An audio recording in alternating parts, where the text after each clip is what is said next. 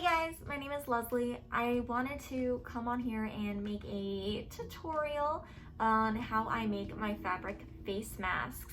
And these are face masks that will have an adjustable strap here, made by ribbon and not elastic, just because one, elastic is very hard to get a hold of, but you can see that you could adjust them to make sure that they fit nice and snug. The one that I'm currently wearing was one of my prototypes that I made early on, so you'll see that there are some little mistakes, but I've actually perfected it, and that's why I decided to make this video. In the video, you'll see that I am making one with a slot up on top for a filter, and that's basically because I ran out of little wires that I was putting for the little nose piece, but it works. It helps, especially because during this time frame we definitely need something to prevent us from touching our face when we are out and about. But for the most part, when it comes down to these face masks, I do want to let you know that these are just meant to help you not touch your face. They are 100% cotton, and at the same time too, they are no N95. It's just something to help you when you're out and about. But I do hope you like this tutorial. I'll be posting some little tips and tricks and stuff probably on my Instagram page, which will be listed down below. But yeah, let's jump to it. And just for a little disclaimer, I just recently recolored my hair, so you'll see my dyed blue and purple fingers, and it looks horrible, but what can you do? What can you do? Enjoy.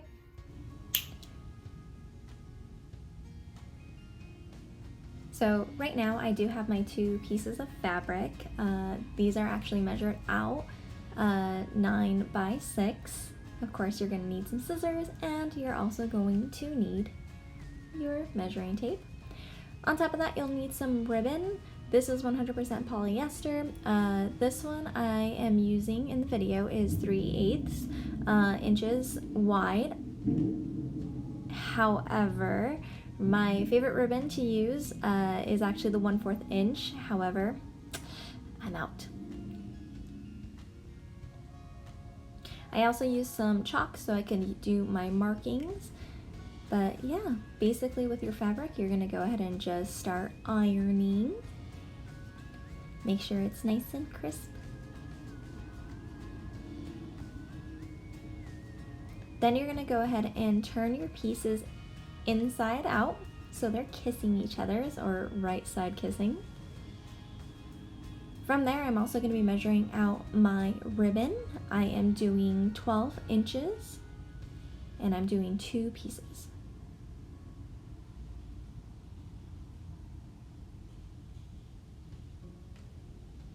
With the ends of the ribbons, just so they don't fray, I'm actually just burning the tips there.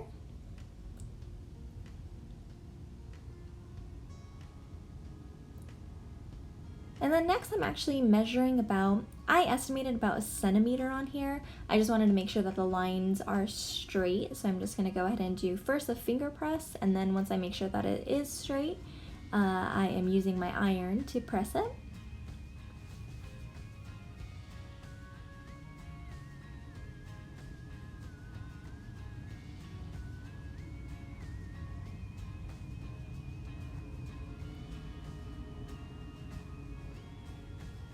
And then I'm going to repeat on the other side. So this is to prevent, one, the fraying of the fabric itself, and on top of that, that's where I'll be placing the top strap of the face mask.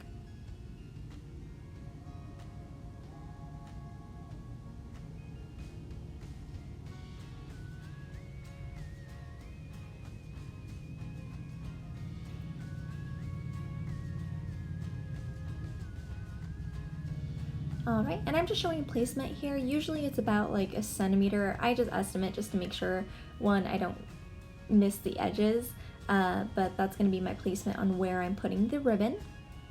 From the crease going down, that's where I'm going to be sewing my line. And on top of that, you'll see that the tip of the ribbon is sticking out. That's just so it doesn't go through, and it has a nice little stub there that's being sewn, making sure that it's even. Every time that I come to the end, I'm actually breaking the thread just so I have a nice clean straight edge there. In order for me to not sew the ribbon, I am just moving it out of the way.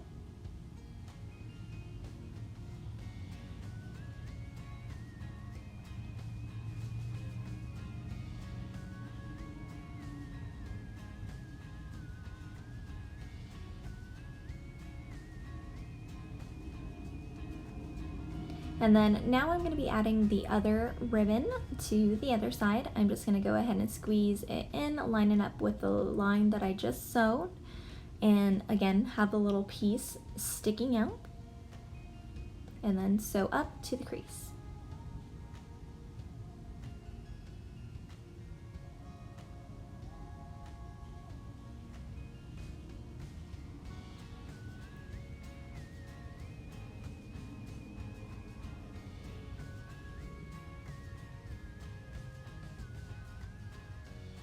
All right, now I'm gonna go ahead and turn this inside out, or right side in, whatever you wanna call it.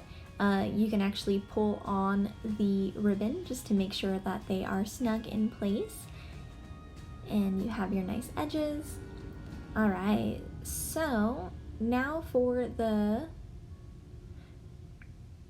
ribbon up on top, you're going to stick the other end underneath that first crease that we had made, and then we're gonna go ahead and just tuck it in, and that's how we're gonna go ahead and sew it. So I wanted to make sure that, you know, it does get tucked in really nice and tight in there, and then from there you just sew a line going towards the middle of the mask, and then when we do our pleats, then we're gonna do another line. Here you also see that I am measuring about 3 inches from the edge of the face mask on the left hand side. I'll also be doing that on the right. This is so I'm able to have space to go add in a filter and basically just make sure everything is sewn properly. When I am also sewing, I'm going to be doing a back stitch, and you'll be able to see that here.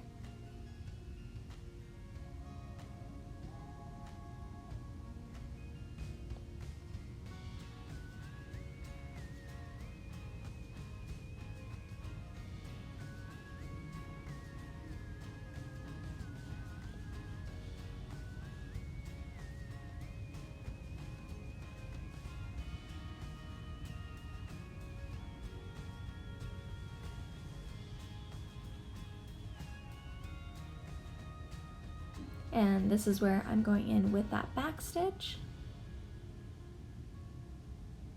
And I do the back stitch about an inch, just to make sure that there's no like separation of the thread. And now I'm going to do it on the other side.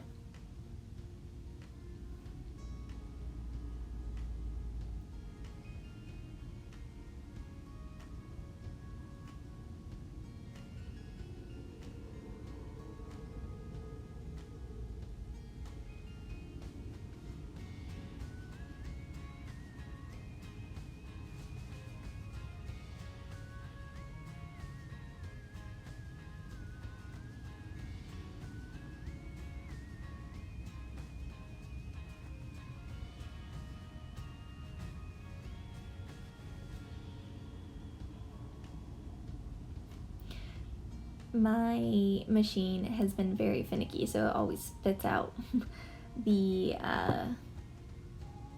thread from the needle hole, but yeah, don't mind me.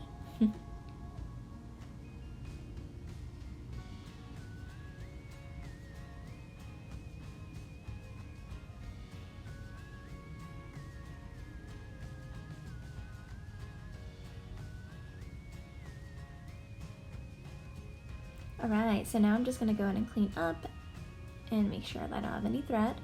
This right here is showing where the filter will go if you do have one, or if you want to use like a coffee filter, or even maybe like one of those auto shop towels. Now I'm actually going to go in and do my pleats. I normally just eyeball it. I've been doing quite a bit of these, so you know, I just kind of got the eye, but you know, it's about 1.5 inches. There are different guides that are out there that will tell you a specific measurement, but again, I'm just one of those people that just eyeballs it.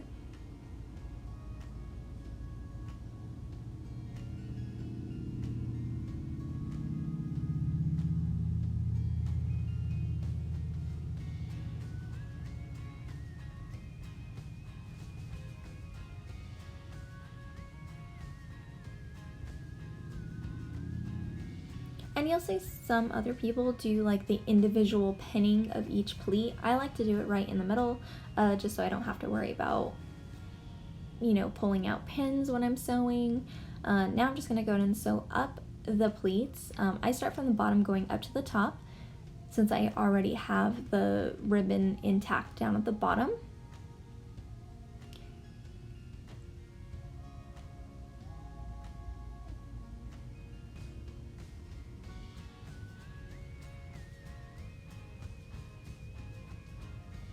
And then go ahead and do it on the other side.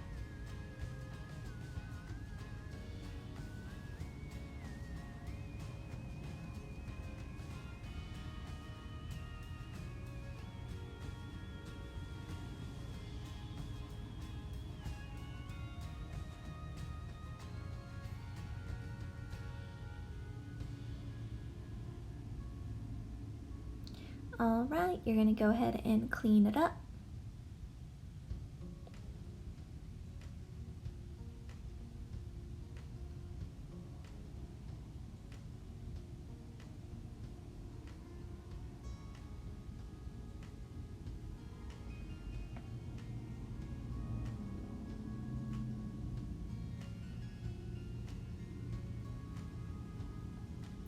All right, now we're gonna go ahead and work on our straps. So elastic has been very hard to find, so I started using just ribbon that I had around my house.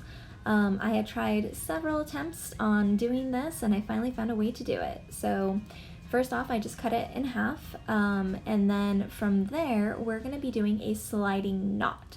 So basically, we're gonna go in and push it towards you, and then you're gonna go in and loop it around again where it'll create an X in the back, and then you slide it through those 2 hoops and you pull it through, and adjust on how much length that you want at the ends. I like to leave the just the ribbon a little bit longer, just so like if people need to make specific adjustments, they have that space. And then on top of that, just to make sure that the ribbon doesn't go through the holes, especially through the wash, I'm just gonna go ahead and burn the edges one more time. I folded them and then went ahead and just burned and pushed it so it will stay. And we're gonna go ahead and do that again. I found a couple YouTube videos on how to do a sliding knot. There are so many different names for it. Usually the way that I like to reference it is the friendship bracelets that we had when we were younger. However, it's only the 1 knot versus 2.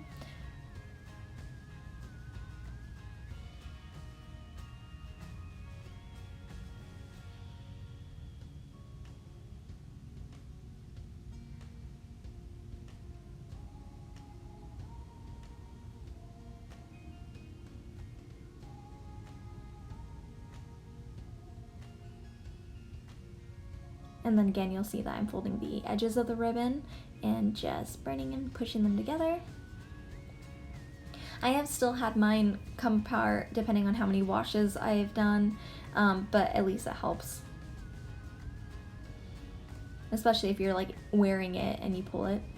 But yeah, basically that's how you do the adjustments, by pulling the 2 little end ribbons and they slide, and then you can adjust them, put them on, and there you go. And that's where you're able to put your little filter if you decide to put one in. I used different fabrics, and there you go.